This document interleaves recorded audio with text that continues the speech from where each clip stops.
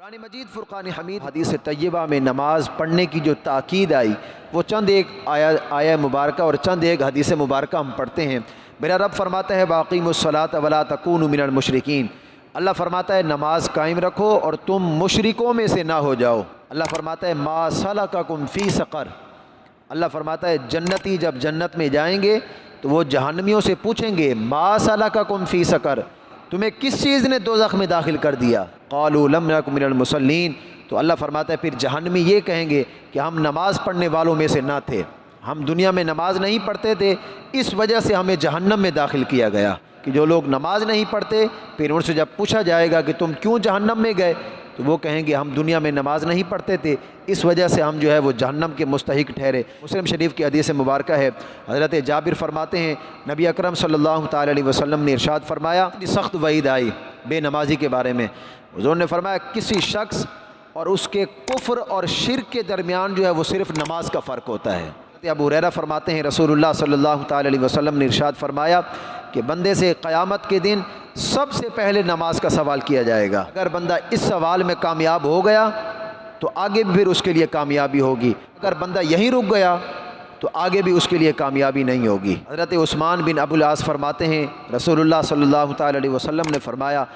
جس دین میں نماز نہ ہو اس دین میں کوئی خیر خواہی نہیں ہے۔ حضرت عمر بن شعیب فرماتے ہیں، اپنے والد سے روایت کرتے ہیں، وہ اپنے دادا سے فرماتے ہیں رسول اللہ صلی اللہ تعالی علیہ وسلم نے فرمایا 7 سال کی جب تمہاری اولاد ہو جائے تو اسے نماز کا حکم دو، اپنے اولادوں کو نماز سکھاؤ، اور جب تمہاری اولاد 10 سال کی ہو جائے تو فرمایا ان پر نماز کے بارے میں سختی کرو۔ شریعت میں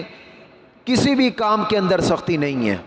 کسی بھی کام میں شریعت کسی کو مارنے کی اجازت نہیں دیتا، سختی کرنے کی اجازت نہیں دیتا۔ یہ واحد وہ کام ہے نماز جس کے بارے میں حضور نے فرمایا کہ تم 10 سال کی جب تمہاری اولاد ہو جائے وہ نماز نہ پڑھے تو ان پر سختی کرو، اور حضور نے فرمایا جب تمہاری اولاد 10 سال کی ہو جائے تو ان کے بستر علیحدہ کر دو۔ حضرت ابو عثمان فرماتے ہیں حضرت سلمان فارسی کے ساتھ یہ تھے، حضرت سلمان فارسی نے کیا کیا، ایک درخت کے نیچے آپ کھڑے ہوئے تو اس درخت کی ٹہنی کو آپ نے پکڑا، اس کو ایسے جھاڑا تو اس سے پتے جو ہے وہ جھڑنے لگے۔ حضرت سلمان فارسی نے حضرت ابو عثمان سے کہا کہ آپ مجھ سے سوال نہیں کریں گے میں نے ایسا کیوں کیا؟ پھر حضرت ابو عثمان نے عرض کی کہ آپ نے ایسا کیوں کیا؟ حضرت سلمان فارسی نے پھر فرمایا مرتبہ حضور کے ساتھ تھا، نبی اکرم صلی اللہ تعالی علیہ وسلم اسی طرح ایک درخت کے نیچے کھڑے ہوئے، حضور نے اس کی ٹہنی کو پکڑا اور جھاڑا تو اس ٹہنی سے پتے جو ہے وہ جھڑنے لگے، نیچے گرنے لگے۔ پھر حضور نے مجھے اس طرح فرمایا کہ اے سلمان تم مجھ سے سوال نہیں کرو گے کہ میں نے اس طرح کیوں کیا؟ تو میں نے عرض کی یا رسول اللہ صلی اللہ تعالی علیہ وسلم،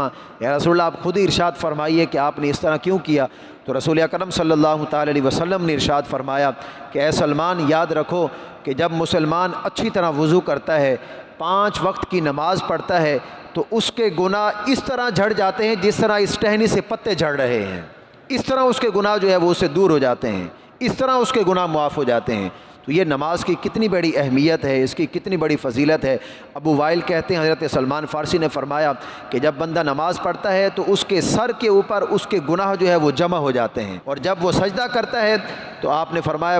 وہ گناہ اس طرح جھڑتے ہیں جس طرح درخت کے پتے جو ہے وہ جھڑ جاتے ہیں، وہ اس کے سر سے گناہ پھر سارے اتر جاتے ہیں۔ ابن عساکر نے حضرت ابو امامہ باہلی سے ایک روایت کی ہے کہ رسول اللہ صلی اللہ تعالی علیہ وسلم نے ارشاد فرمایا کہ جو شخص وضو کرے 3 بار اپنے ہاتھوں کو دھوئے، حضور نے فرمایا اللہ اس کے ہاتھوں کے ہر گناہ کو مٹا دیتا ہے، اور جو کلی کرے ناک میں پانی ڈالے تو اللہ اس کی زبان اس کے ہونٹوں کے ہر گناہ کو مٹا دیتا ہے۔ جو اچھی طرح وضو کر کے اللہ کی طرف متوجہ ہو کر نماز پڑھے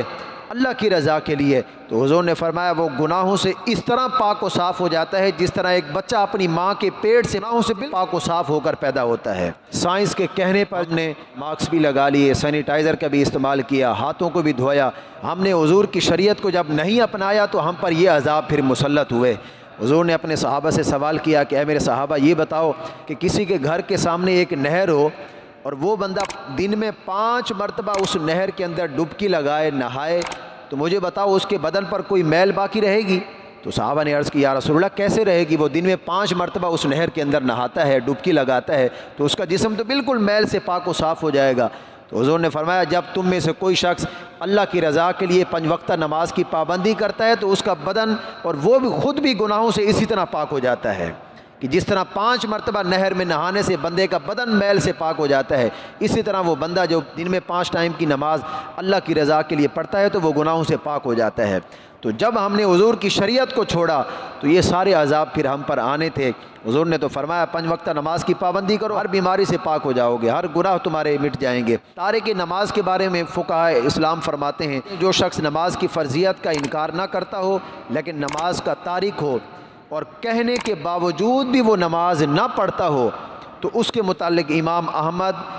اسحاق اور امام ابن المبارک یہ فرماتے ہیں کہ وہ بندہ کافر ہو جاتا ہے، اور فرماتے ہیں اس بندے کا قتل واجب ہو جاتا ہے۔ یہ واجب ہے کہ اس بندے کو قتل کر دیا جائے کہ جو جان بوجھ کے نماز کو چھوڑتا ہے۔ امام مالک اور امام شافعی یہ فرماتے ہیں کہ اس شخص کو حداً قتل کیا جائے کہ اس نے نماز کو کیوں چھوڑا ہے بغیر کسی عذر کے۔ امام اعظم علیہ الرحمہ یہ فرماتے ہیں، وہ فرماتے ہیں اہل ظاہر کا مذہب یہ ہے کہ اس کو قتل نہ کیا جائے بلکہ اس کو قید کیا جائے، اس پر تعزیر لگائی جائے تک اس کو قید کر کے رکھا جائے کہ وہ نماز پڑھنے لگے۔ جب وہ نماز کا عادی ہو جائے تو پھر اس کو چھوڑ دیا جائے۔ تو یہ کتنی سخت وعید جو ہے نماز کے بارے میں آئی، اور میں نماز کو پڑھو۔ جو بندہ نماز نہیں پڑھتا تو اللہ کے حکم کی نافرمانی کرتا ہے، پریشانیاں، مصیبتیں، گناہ جو ہے وہ اس کے بڑھ جاتے ہیں، اور جو نماز پڑھتا ہے وہ گناہوں سے بھی پاک ہو جاتا ہے، بیماریوں سے بھی پاک ہو جاتا ہے۔ تو یہ نماز کے بارے میں چند ایک آیہ مبارکہ اور چند ایک حدیث مبارکہ کی روشنی میں ہم نے چند ایک مسائل پڑھے۔ اللہ رب العزت کی بارگاہ میں دعا گو ہیں کہ رب العالمین ہم تمام مسلمانوں کو خلوص نیت کے ساتھ اللہ کی رضا کے لیے 5 وقتہ نماز پڑھنے کی اللہ ہمیں توفیق عطا فرمائے۔ اللہ رب العزت ہمیں گناہوں سے بچنے کی توفیق عطا فرمائے۔ اللہ رب العزت ہر دل عزیز شخصیت ہمارے دوست حضرت علامہ مولانا حافظ منیر احمد قادری رحمۃ اللہ تعالی علیہ کی بخشش و مغفرت فرمائے۔ جو دین کی خدمت انہوں نے کی، جو 22 سال انہوں نے قرآن کی تعلیم میں گزارے، اللہ رب العزت اس قرآن کی خدمت کا انہیں بہترین صلہ عطا فرمائے۔ یہ قرآن کی خدمت کرنا اللہ رب العزت ان کے لیے ذریعہ نجات بنائے۔ اللہ رب العزت ہمارے بھی جو عزیز و اقربا اس دنیا سے چلے گئے ہیں تمام کی بخشش و